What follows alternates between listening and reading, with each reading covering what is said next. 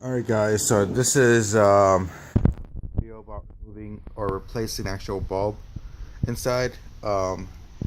It's in the manual, but just gives you as a reference how to replace the bulb in your '09 to '14 Acura TXX.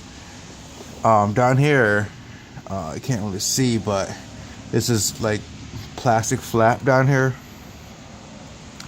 And there's going to be 3 of these clips. Remove those 3 clips. 1, 2, and 3. And bend this bumper, pull this bumper out, and then pull this flap back.